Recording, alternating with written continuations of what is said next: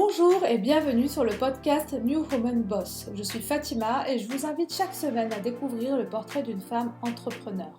L'objectif, mettre en lumière des rôles modèles de femmes, parler business, stratégie, produits et digital, afin de vous faire bénéficier de leurs conseils et vous aider à avancer dans votre projet.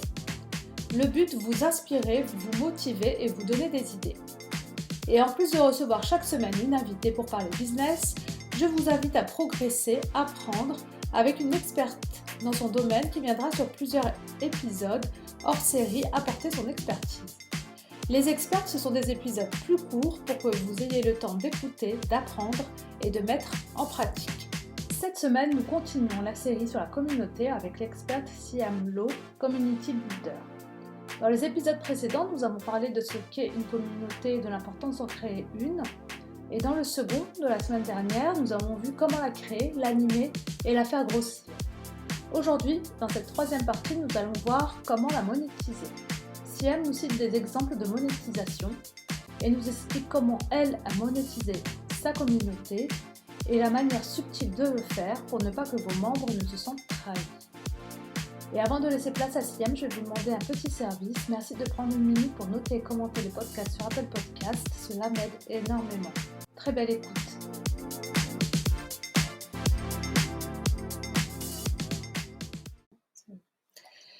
Hello Siam. Hello Fatima. Tu vas bien? Bah écoute, ça va bien.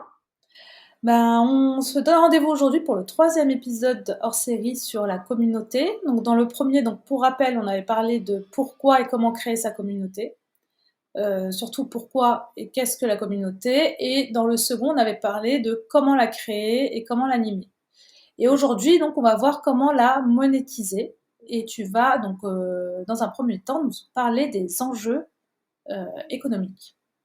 C'est ça. Alors en fait, on va parler de monétisation dans le sens, on est des entrepreneurs et la communauté, elle répond à des enjeux business.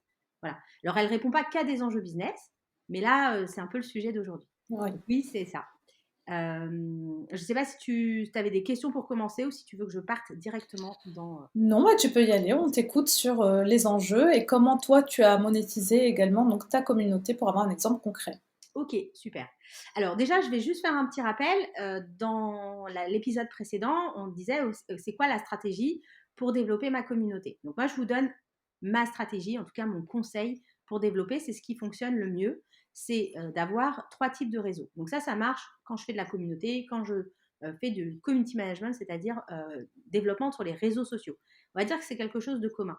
Il vous faut un réseau public et ouvert.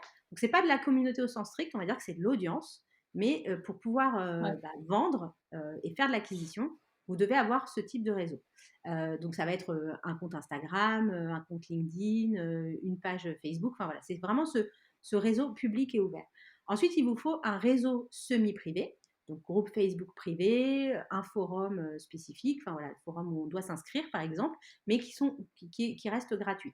Et un réseau privé. Le réseau privé, ça va être un compte WhatsApp, par exemple, un Discord, ça va être un forum privé où vous devez payer. Alors, j'ai vu aussi des groupes privés Facebook où pour pouvoir y rentrer, il faut avoir payé, donc il faut être déjà client. Donc, c'est ce réseau privé, en fait, c'est sur ce dernier réseau qu'on va pouvoir espérer faire du revenu. Les réseaux publics ouverts, audience, le réseau semi-privé qui commence à être de la communauté, mais qui est plutôt de la communauté dans un cadre d'acquisition, voilà, on ne fait pas tellement de revenus dessus en général, ça peut, mais ce n'est pas comme ça qu'on gagne de l'argent en termes de communauté, et le réseau privé. Alors, le sujet, il est assez vaste, donc on va juste le restreindre un peu. Il est de se dire, est-ce que j'ai besoin de faire de la communauté pour faire de l'acquisition, c'est-à-dire dans ma communauté des membres qui ne sont pas clients et qui vont potentiellement le devenir. Donc ça a été mon cas, clairement. J'avais créé une communauté dans le cadre de faire de l'acquisition, avec tout ce que je vous ai dit avant, c'est-à-dire créer un mouvement, participer vraiment à ce mouvement communautaire, alors de l'habitat participatif. Donc ça, c'est la question que vous devez vous poser. Est-ce que je veux faire de l'acquisition ou est-ce que je veux développer une communauté de clients, de gens qui sont déjà clients? Ça ne répond pas au même objectif. Mais c'est pas la même chose. C'est ça. Et alors, je vais juste rappeler le fameux framework ART. Donc AARRR, acquisition, activation, recommandation, rétention et revenu. Donc ce framework, en fait, quand on le reprend, si je veux faire de la communauté, je crée une communauté pour faire de l'acquisition. Donc c'est plus long, plus difficile et ça demande, enfin, il faut pas avoir, ça ne va pas donner des résultats tout de suite. Par contre, c'est très efficace sur le long terme. Ça va répondre plutôt, on va dire, aux deux premiers A, donc acquisition, activation.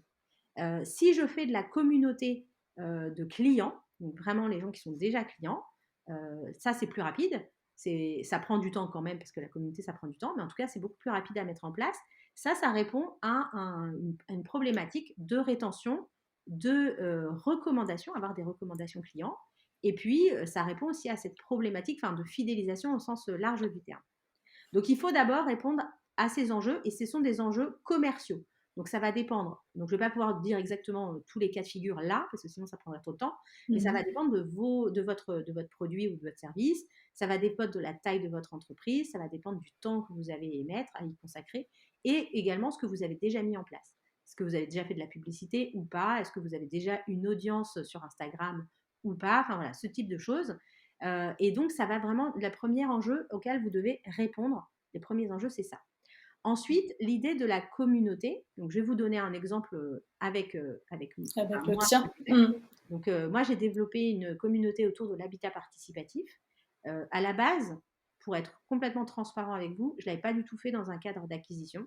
C'était pas d'acquisition directe en tout cas. C'était vraiment pour prouver qu'il y avait un mouvement de l'habitat participatif en France. Ça me permettait, moi, de gagner en légitimité auprès de mes clients B2B, donc des promoteurs, les élus, etc. Montrer qu'il y avait ce mouvement-là. Et puis, créer aussi de l'entraide parce qu'il y a eu énormément de questions des gens de la communauté qui restaient sans réponse. Donc, il fallait qu'on le fasse comme ça. Donc, au départ, ce n'était pas fait du tout pour l'acquisition. C'est vraiment pour montrer ça. Et puis, il y a le premier confinement qui est arrivé. On a tous vécu. Et là, en fait, moi, toute ma partie B2B s'est arrêtée. Et je me suis dit, comment je peux gagner de l'argent? Tu vois, continuer ma boîte. Et en fait, je me suis tournée sur le B2C et je me suis tournée vers la communauté. Et là, je me suis dit, ça peut être vraiment un superbe canal d'acquisition, en fait. Donc, au même titre que le paid sur Facebook, sur Google, etc. En fait, la communauté pourrait être un canal d'acquisition, sachant qu'il y avait communauté newsletter. Je sais que tu as fait un épisode avec Nina sur le copywriting. En fait, voilà, il y avait vraiment ces deux volets-là qui marchaient, on va dire, ensemble pour que je puisse avoir des clients sur mes formations habitat participatif. Et donc, j'ai mis en place, moi, un certain nombre de choses. Alors, toujours sur le framework art. On reste sur des choses très simples, mais qui marchent très bien. Donc, sur l'acquisition, moi, j'ai choisi de faire un groupe Facebook. Alors, pourquoi j'ai choisi le groupe Facebook? C'est parce que c'était gratuit.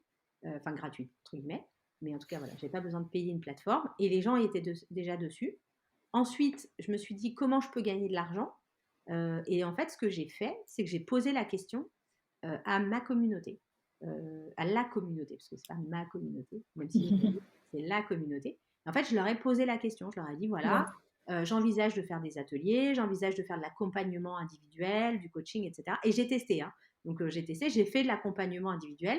Avec, quand on me posait la question, je donnais des prix comme ça au hasard, un peu, pour voir un peu ce qui pouvait marcher. En fonction de la taille du groupe, etc. évidemment, mais c'était pas complètement. Enfin, j'ai pas fait une étude de prix et compagnie. J'ai juste testé avec la communauté. Je leur ai demandé et je me suis rendu compte, voilà, que les ateliers en mode bootcamp fonctionnaient. Ce qui fonctionnait le mieux. Enfin, ce qui était le plus demandé, en tout cas. Les gens payaient, en fait. Payer. Ouais. Et j'ai même testé mon business model avec la communauté parce que j'ai mis en fait des ateliers à un prix, on va dire, minimum, donc qui me permettait de couvrir mes charges fixes, mes coûts fixes et faire une toute petite marge, on va dire, mais vraiment minime. Et en disant aux gens, voilà, il y a le prix minimum et après l'atelier, vous pouvez payer en conscience. Enfin, c'était pris en conscience en plus si vous le souhaitez. Et je me suis rendu compte, voilà, de comment les gens pouvaient aussi payer un peu plus ou pas en fonction des ateliers. Donc, ça m'a permis de tester mon business model, de gagner de l'argent en B2C et surtout de définir mon prix parce que du coup, et les ateliers qui fonctionnaient. Donc, Ouais. ceux qui, bah, Ça t'a permis de tester le produit et voir à combien tu pouvais le vendre et ce qui c'est ça, intéressait le plus. en une Ouais. semaine, vraiment en une semaine. Donc moi, j'ai tendance à Mmh. souvent à dire, voilà, enfin, tu sais, quand tu fais ton test produit, voilà, tu fais de la pub sur Facebook, tu mets tant de Ouais. budget, tu fais ça sur une semaine. Enfin bon, bref, je reviens pas dessus, ça a pas forcément d'intérêt là.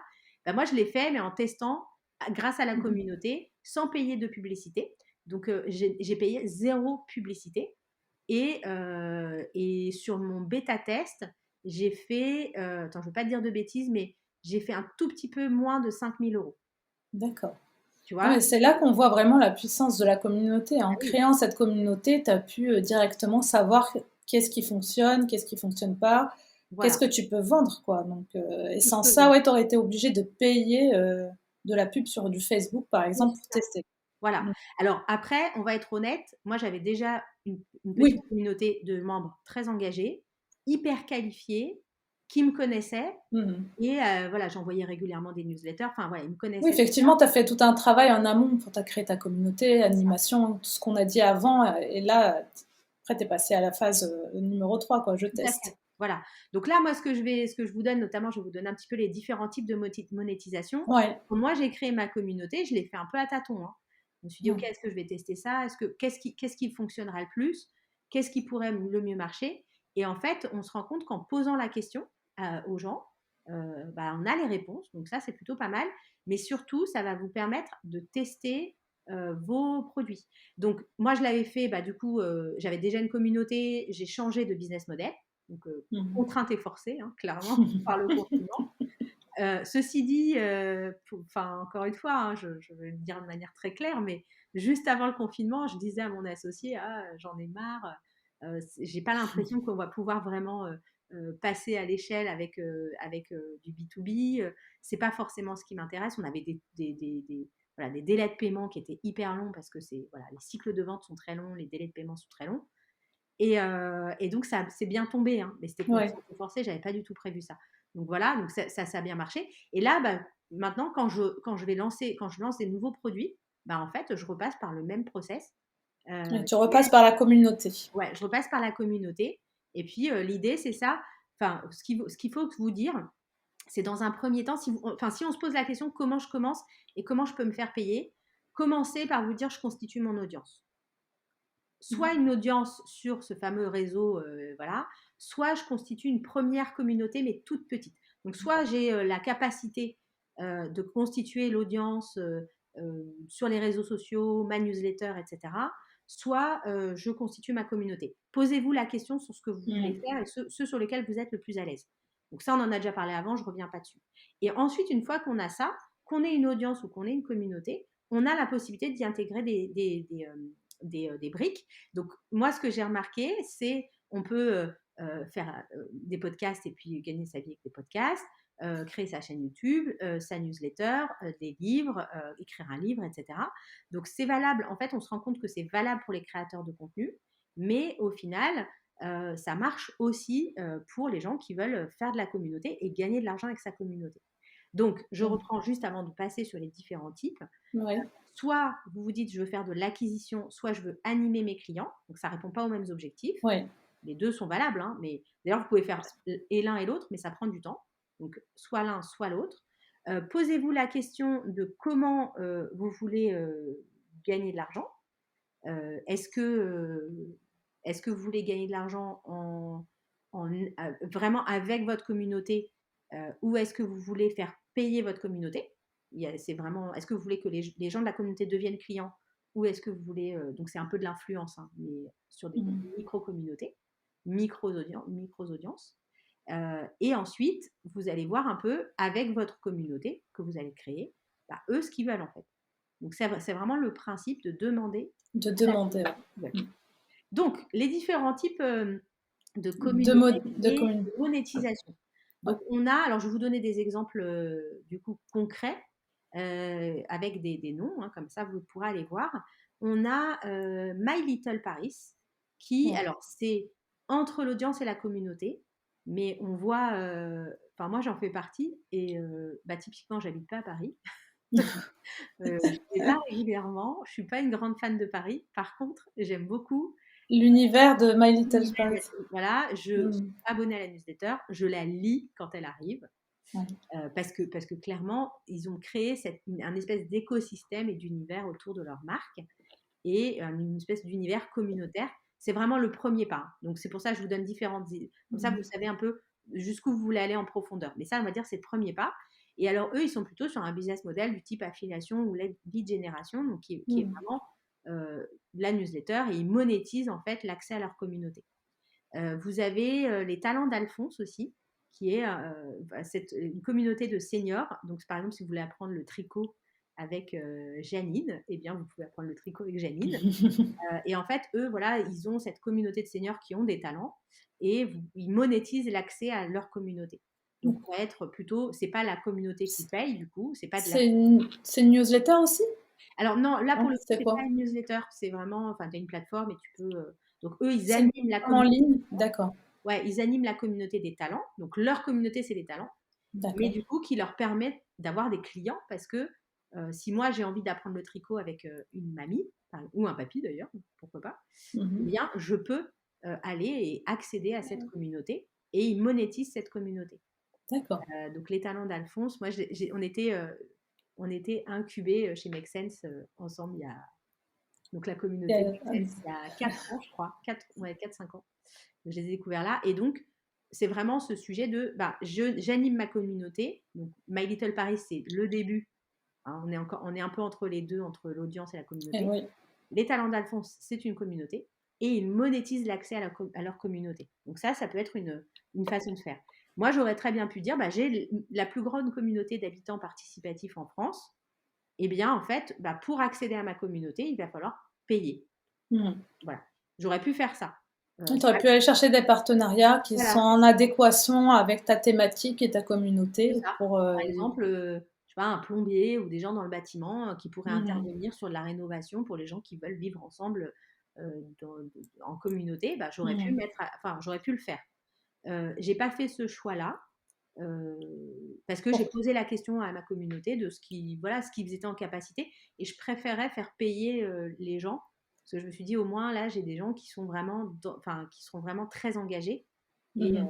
et hyper qualifiés. Bon, après c'est un choix, hein, il y a pas de, je dis pas l'un ou l'autre c'est bien. Comme ça donne vraiment les exemples. Ensuite, vous avez alors un excellent exemple qui est, je ne sais pas si tu connais Trend Sweat Eat, Sissi Mua.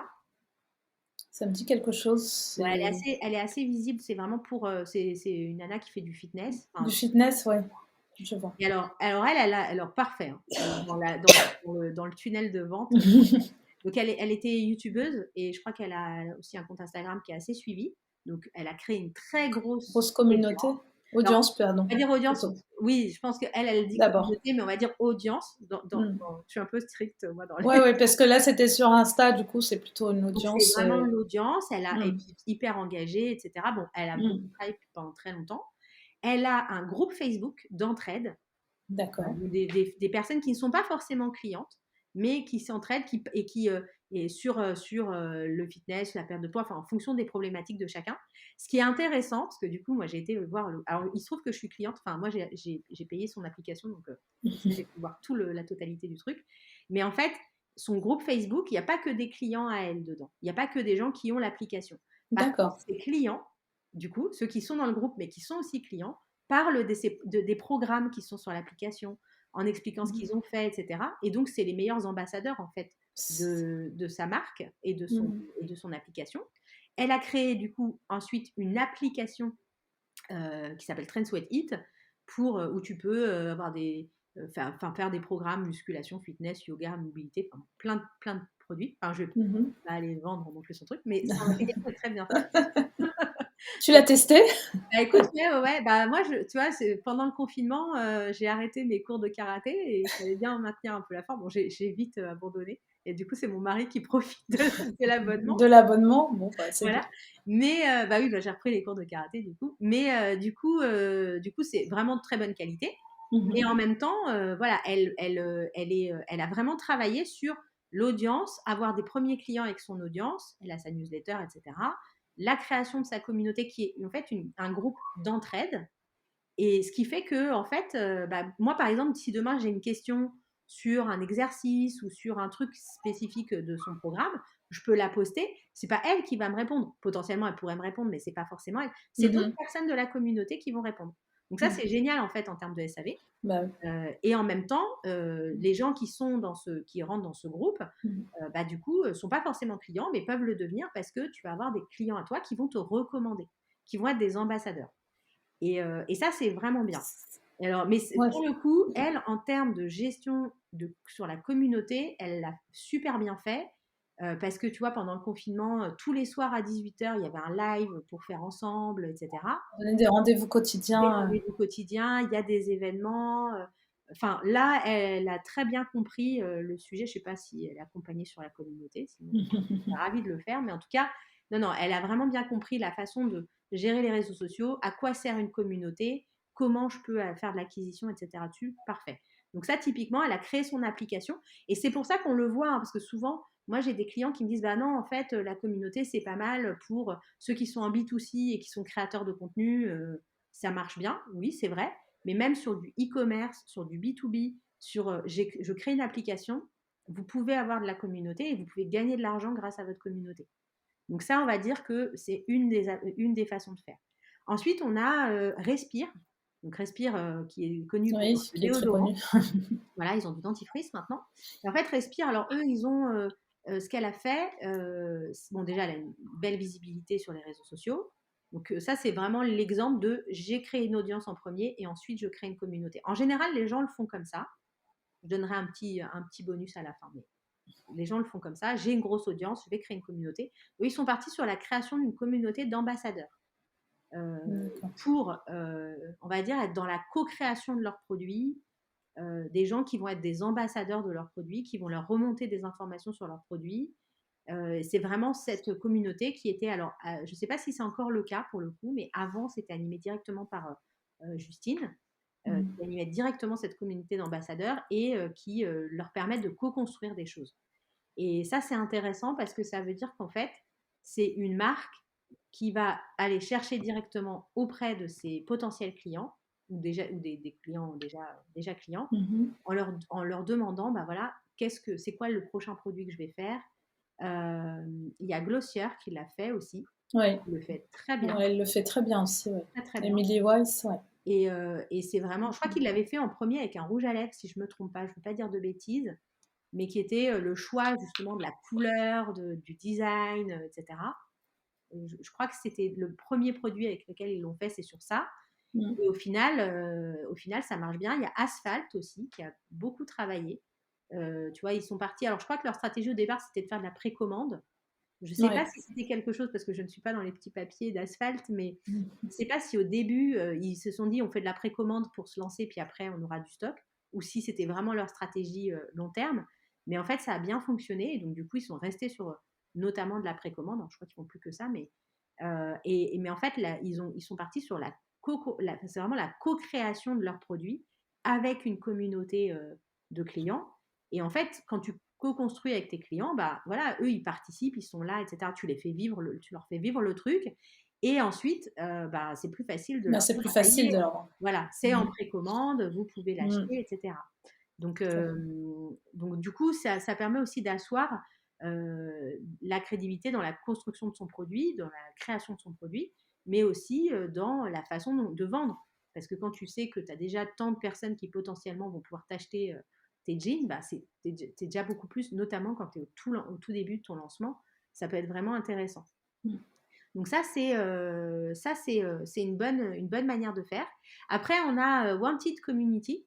Alors eux, ils avaient remporté un gros prix sur les leaders de communauté Facebook. Ouais. Wanted Communities ont testé pas mal de choses.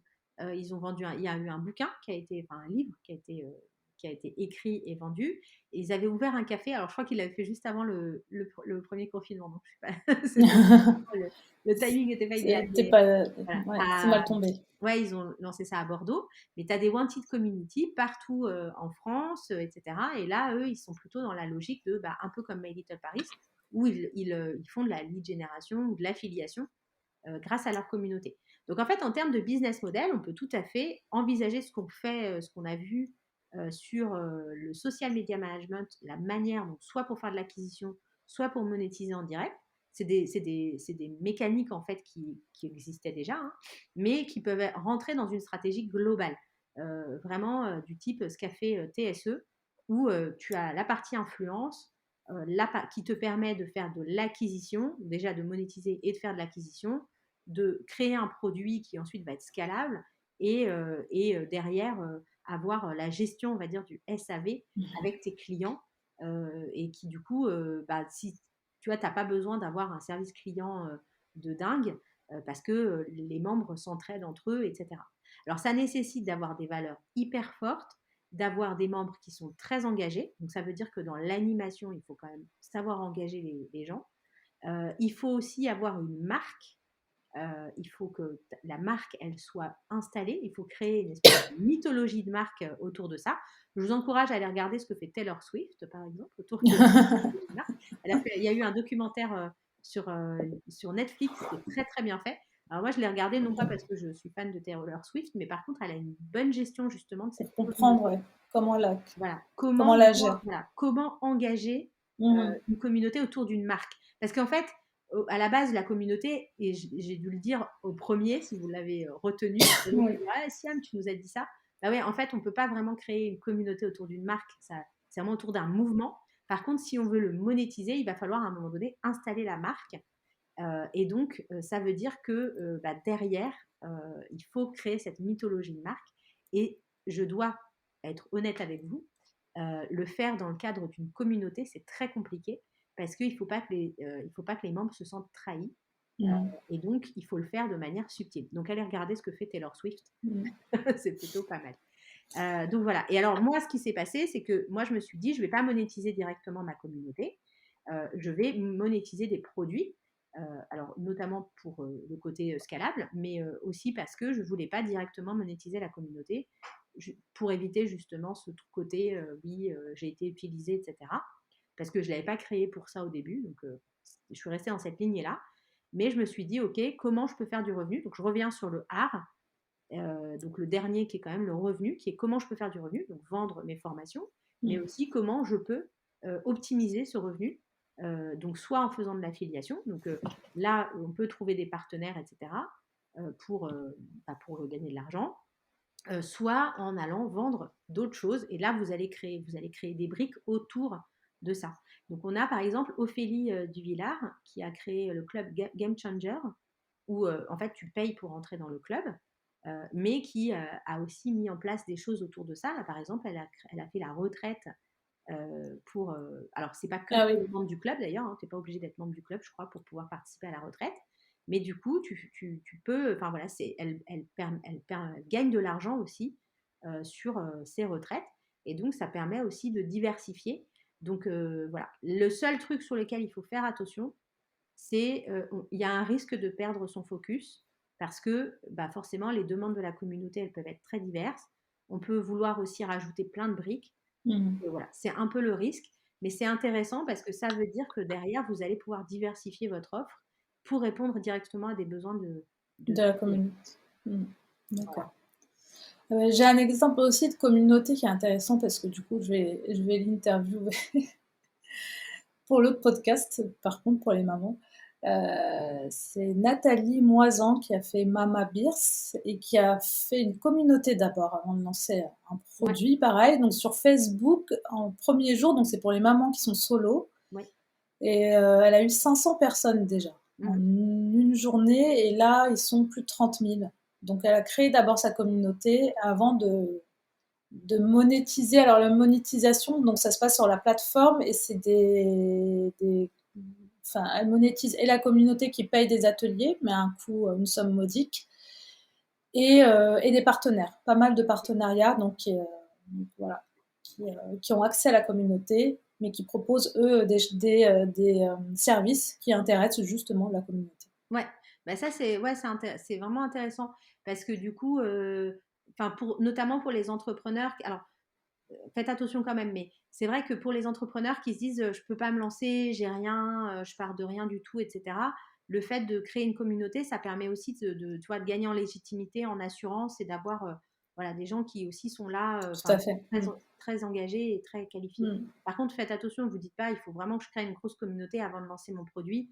Enfin, voilà, il ne faut pas tomber dans ce piège-là parce que sinon, on ne fait rien. Mm. Donc ça, c'est la première chose. Et puis après, vous avez aussi, enfin, on va prendre l'exemple de GoldUp parce que nous, on s'est rencontrés chez GoldUp. Chez GoldUp, Il y a ouais. une communauté, alors pour le coup, de clientes, mais qui est juste magnifique. Enfin, tu as interviewé du coup Mélanie, donc Ouais. voilà, je ne vais pas en dire plus, mais ce qui est super intéressant, c'est que GoldUp, quand on y est arrivé, c'était aussi en construction et Tout à fait. ils ont créé le produit aussi autour de nous.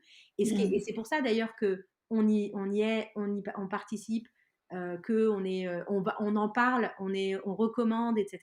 C'est parce qu'en fait, ça a été aussi créé par rapport à ce que nous, on avait, ce qu'on a pu avoir comme retour et ce qu'elles ont eu de retour de nous. Donc, Mm. ça peut être intéressant de le faire comme ça, de gagner en légitimité. Si vous faites du crowdfunding, pensez à la communauté parce que pour le coup, ça va vous permettre d'aller toucher le fameux cercle numéro 3 et autres sur lequel les campagnes fonctionnent bien. Et donc voilà. Par contre, il faut bien se poser la question de c'est quoi mes enjeux, pourquoi je crée une communauté, comment je vais la monétiser, même si ça peut évoluer. Hein. Mon exemple est parfait. Hein. Moi, pourquoi j'ai créé la communauté, ça a évolué. Mais Mm. posez-vous quand même la question, comment vous allez la monétiser? Est-ce que vous voulez partir sur un modèle My Little Paris, un modèle TSE, un modèle Respire, etc. Et ensuite, en fonction de ça, de bien définir des objectifs et de penser la monétisation au démarrage. Donc le business model, il n'est pas figé, mais il faut le penser au démarrage. D'accord. Mais ouais, effectivement, c'est un bon exemple, celui de Mélanie, comme elle l'explique très bien dans l'interview, c'est que la communauté, c'est au départ, il n'y avait pas beaucoup de monde, mais au fur et à mesure, donc elle a grossi, parce qu'aujourd'hui, il y a plus de 600, on Oui, est plus de 600 sur le groupe Slack. Et au fur et à mesure, donc pour le lancement de leur masterclass, justement, donc c'est tous les retours qu'ils ont eu grâce à la communauté, donc ils ont pu monter et c'est ça. créer la masterclass. C'est ça. Et alors moi, pour le petit secret, c'est que quand je suis sollicitée par des clients aujourd'hui, alors j'ai la chance de pouvoir choisir mes clients.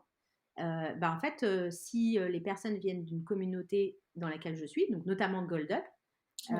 j'accepte plus facilement. Ouais.